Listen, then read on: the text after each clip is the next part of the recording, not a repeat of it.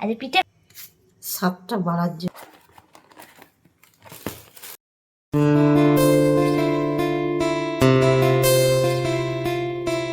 নমস্কার বন্ধুরা, মিষ্টি ডেলি ব্লগের আজকের ভিডিও মায়ের হাতের পিঠে। আজকে কি কি পিঠে বানাচ্ছে মা সেগুলো দেখার জন্য পুরো ভিডিওটা দেখতে হবে। চলুন তাহলে শুরু করা যাক। আজকে প্রথম যে পিঠেটা হচ্ছে সেটা হলো মুগপুলি পিঠে। মুগপুলি পিঠের প্রথমে কিছুটা ভিডিও আমি করতে পারিনি, তাই আমি বলে দিচ্ছি কিভাবে করতে হবে।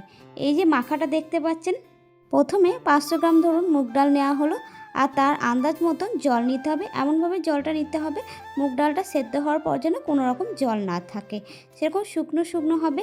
তারপরে সেটা এমনভাবে সেদ্ধ করতে হবে না অতিরিক্ত গলে যায়, না শক্ত শক্ত থাকে।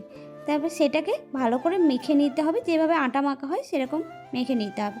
আর যদি মনে হয় যে নরম হয়ে গেছে, তাহলে তাতে একটু কিছুটা ময়দা দিয়ে মেখে নিতে পারেন। তবে এমনভাবে জলটা নিতে হবে যেন কোনো রকম ময়দা না লাগে।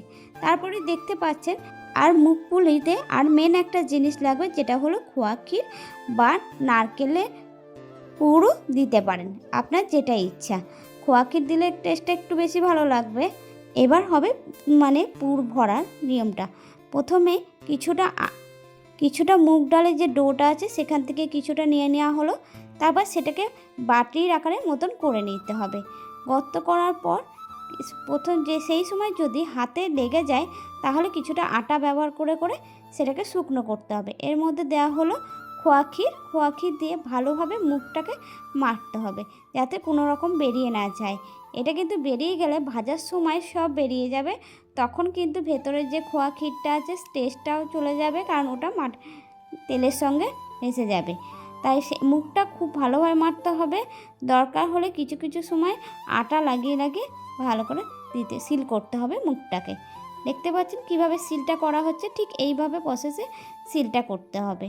এই সময় ভালো করে খেয়াল রাখতে হবে যেন চারিদিকে কোনোভাবে ফাটা না থাকে, তাহলে কিন্তু সেটা ভাজার সময় কিন্তু ফেটে যাবে এবং এগুলো বেরিয়ে যাবে।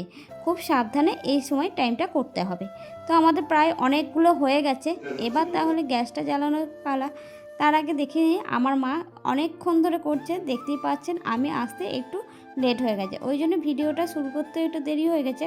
মায়ের কিছুটা বানানো হয়ে গেছিলো। এদিকে আমি গ্যাসটা জ্বালিয়ে দিই, কারণ এবার গ্যাসটা জ্বালিয়ে দেওয়ার পর কড়াইটা গরম হয়ে গেলে তেল গরম করার পর ওগুলোকে ভাজতে হবে। তো আমি এদিকে ভাজছি আর মা ওদিকে বানাচ্ছে। তার মধ্যেই মামা নিয়ে এসেছে আমাদের সবার জন্যে নিয়ে এসেছে মোয়া, দেখতেই পাচ্ছেন। আর দুজনে খাওয়া হয়ে গেছে, আমাকে বললো খেয়ে নিতে। তো প্লাস্টিক থেকে বের করছিলাম, এদিকে কড়াইটা গরম হচ্ছে, ভাবলাম সেই ফাঁকেই খেয়ে নিই, কারণ এরপর পিঠে হয়ে গেলে তারপর আর খাওয়ার টাইম পাবো না, তখন পিঠে খাবো না মোয়া খাবো। আর তার সঙ্গে আছে আরেকটা জিনিস, সেটা বের করে দেখাই। এটা কি, বের করে দেখলাম তিলকুড়। এই দুটো জিনিস মামা নিয়ে এসে সন্ধ্যের টিফিন খাওয়ার জন্য। এদিকে আমার কড়াই গরম হয়ে গেছে, তাই তেলটা দিয়ে দিলাম। তেলটা অতিরিক্ত দিতে হবে তার ব্যাপার নেই, কারণ একসঙ্গে বেশি ভাজা যাবে না। একসঙ্গে বেশি ভাজা গেলে নাড়াচাড়া করতে গেলে তখন হয়তো একটা আরেকের সঙ্গে ধাক্কা লেগে গেলেই তখন ভেঙে যাবে। তাই 4-5টা জোর, হয়তো তার বেশি না দেওয়াটাই ভালো। ভালো করে তেলটা গরম হয়ে গেলে মিডিয়াম আছে কিন্তু করতে হবে, এটাকে ভাজতে হবে। অতিরিক্ত কড়া ভাজারও দরকার নেই, একটু ভালোভাবে ভাজতে হবে, তাহলেই হবে। আজকে শুধু মুগপুলি নেই, তার সঙ্গে আছে আরও আরেকটা পিঠে, সেটাও কিন্তু দেখতে হবে কি পিঠে হচ্ছে। আরেকদিন দেখাবো অন্য কোনো পিঠে একটা, কারণ শুধু এবার কিন্তু একটা দুটো পিঠে খাইনি, অনেক রকম পিঠে বানানো হয়েছে। দেখতেই পাচ্ছেন সবগুলো ছেড়ে দিলাম। বললাম 5-6টা বেশি ছাড়বো না, আগেই বলে দিয়েছিলাম, কারণ একসঙ্গে বেশি ছাড়লে নাড়াচাড়া করতে গেলে কিন্তু ভেঙে যাওয়ার সম্ভাবনাটা বেশি থাকে। আর একটু মুখটা খুলে গেলেই কিন্তু পুরো ভেতরে যা আছে সব বেরিয়ে যাবে। ভাজা দেখলাম হয়ে গেছে প্রায়। এই যে এইভাবে ভাজতে হবে, ঠিক এরকম কালারটা আসবে, যেন অতিরিক্ত খড়খড় করলেও হবে না, আবার কাঁচা কাঁচা রাখলেও হবে না। আমার প্রায় সবগুলো ভাজাই হয়ে গেছে।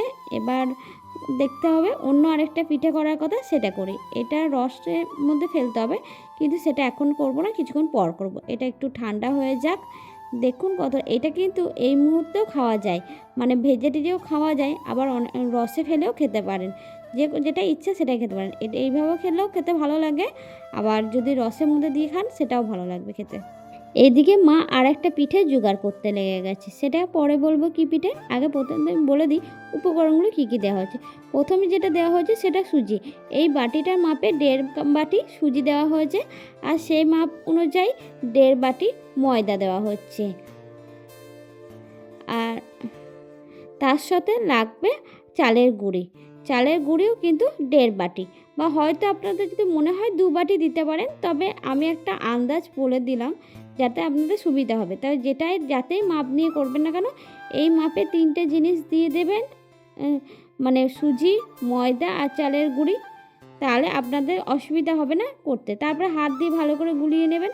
আর এদিকে গরম জল ফোটাতে দেওয়া হয়েছে, কারণ গরম জলে এটা মাখানো হবে। এবার বলে দিই কী হবে এই পিঠেটা। এই পিঠেটা হবে দুধে পিঠে। আশা করি আপনারা তো সবাই জানেন দুধে পিঠে কেমন করে বানাতে হয়। তাও বলে দিচ্ছি, দুধ পিঠে তো সবাই জানেন, আমি এটা জানি, কারণ বেশিরভাগ মানুষই জানে দুধ পিঠে কীভাবে বানাতে হয়। তবু আজকে আমাদের মেনুতে হচ্ছে বলে তার জন্য দেখাচ্ছি। মা এবার ভালোভাবে মেখে নিচ্ছে কড়াইয়ে গরম জল দিয়ে। কিছুক্ষণ কড়াইয়ে নাড়াচাড়ার পর নামিয়ে নেওয়া হলো। নামিয়ে নেওয়ার পর মা বাকিটা হাতে করে মাখতে লেগে গেছে। এই হাতে করে মাখার সময় কিন্তু একটু গরম অবস্থাতেই মাখতে হবে, কারণ বেশি ঠান্ডা হয়ে গেলে হবে না। তো প্রায় এগুলো মাখা হয়ে গেলে এরপর তো বানাতে হবে। এটাও সেই আমরা ভেতরে পুর দিয়েই করব। মা যে দুধ পিঠে করছে তার ডোটা হয়ে গেছে, তাই মা নিচে বসে পড়লো তার বাকিটা করার জন্যে। দেখতেই পাচ্ছেন সেই একই প্রসেসে যেমন মুখ পুলি করা হয়েছিল ঠিক সেরকমই। এখানেও ভেতরে খোয়া ক্ষীর দিচ্ছি আমরা। আর খোয়া ক্ষীর দিয়ে ভালোভাবে এটাকে মুখটাকে বন্ধ করা হচ্ছে। প্রায় এইভাবেই বাকি সবগুলোই করা হবে। আর এগুলো বড় বড় হচ্ছে, আর বাকিগুলো হবে ছোট ছোট ছোট ছোট এমনি যেগুলো হয় যে দুধে পিঠে, ঠিক সেরকম জিনিসই হচ্ছে। প্রথমে মা কটা খোয়া ক্ষীর দিয়ে বানিয়ে নিচ্ছে। পুর দিয়ে যেগুলো করা সেগুলো তো প্রায় হয়ে গেছে, তাই বাকি ছোট ছোটোগুলো করে নিচ্ছে। আর এদিকে তো আমি গ্যাসটা জ্বালাবো, তাই বাকিটা আমার দিকে এবার ভিডিওটা চলে এসেছে। এই যে এবার গ্যাস জ্বালানো হলো, আর হাঁড়িতেই করা হচ্ছে, কারণ অনেকটা দুধ আছে, তার জন্যে বড় জায়গা লাগবে, নাহলে উতলে যাওয়ার সম্ভাবনা আছে। তো এদিকে দুধটা প্রায় গরম হওয়ার জন্যে চাপিয়ে দিয়েছি। দুধটা আপাতত এখন গরম হোক। এদিকে আমাদের দুধ কিন্তু গরম হয়ে গেছে। মা দিয়ে দিল গুড়।